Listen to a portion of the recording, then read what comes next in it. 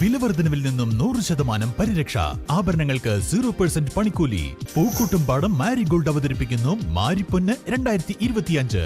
കൂടുതൽ വിവരങ്ങൾക്ക് ബന്ധപ്പെടുക 04931 200 916. ബസ്സിന് മുകളിലേക്ക് മരം വീണുണ്ടായ അപകടത്തിൽ ഗുരുതര പരിക്കേറ്റ വിദ്യാർത്ഥി മരിച്ചു. മമ്പാട് തൃക്കൈക്കുത്ത് തെക്കുംപാടം സീതനിവാസിൽ മുരളീധരന്റെ മകൻ അതുൽ ദേവാണ് മരിച്ചത്. 19 വയസ്സായിരുന്നു. ചൊവ്വാഴ്ച വൈകിട്ട് വണ്ടൂർ പുളിയക്കോടിലാണ് ഓടുന്ന ബസ്സിന് മുകളിലേക്ക് കൂറ്റൻ ആൽമരം കടപുഴകി വീണ് അപകടം സംഭവിച്ചിരുന്നത്. കോഴിക്കോട് മെഡിക്കൽ കോളേജ് ആശുപത്രിയിൽ ചികിത്സയിലിരിക്കെ ബുധനാഴ്ച രാത്രി 10:30യോടെയാണ് മരണം സംഭവിച്ചത്. ചൊവ്വാഴ്ച വൈകിട്ട് 4:40 വടപുറം പട്ടിക്കാട് സംസ്ഥാന പാതയിൽ അപകടമുണ്ടായത്. കനത്ത മഴയിൽ പാതയോരത്തെ കൂറ്റൻ ആൽമരം ബസ്സിന് മുകളിലേക്ക് കടപുഴകി വീഴുകയായിരുന്നു. പെരിന്തൽമണ്ണയിൽ നിന്നും വഴിക്കടവിലേക്ക് പോവുകയായിരുന്ന ഡ്രൈവർ എന്ന സ്വകാര്യ ബസ്സാണ് അപകടത്തിൽപ്പെട്ടിരുന്നത്. മരം വീഴുന്നത് കണ്ട് ഡ്രൈവർ ബസ് വേഗത്തിൽ മുന്നോട്ടെടുക്കുകയായിരുന്നു. ഇതോടെ ബസ്സിന്റെ പിറകുവശത്താണ് മരം പതിച്ചത്.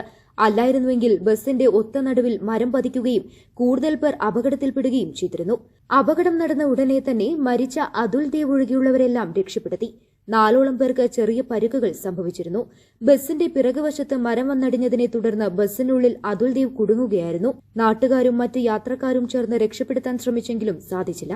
തുടർന്ന് അഗ്നിരക്ഷാസേനയും ട്രോമാ കെയർ ഉൾപ്പെടെയുള്ള സന്നദ്ധ പ്രവർത്തകരും സ്ഥലത്തെത്തി 20 മിനിറ്റോളം പരിശ്രമിച്ച് മരവും ബസ്സും വെട്ടിപ്പൊളിച്ചാണ് അതുൽ ദേവിനെ പുറത്തെടുത്തത്. ഉടൻ തന്നെ ആംബുലൻസിൽ വണ്ടൂർ നിംസ് ആശുപത്രിയിലും പിന്നീട് കോഴിക്കോട് മെഡിക്കൽ കോളേജ് ആശുപത്രിയിലും എത്തിച്ചു. ചികിത്സയിലിരിക്കെയാണ് മരണം സംഭവിച്ചത്.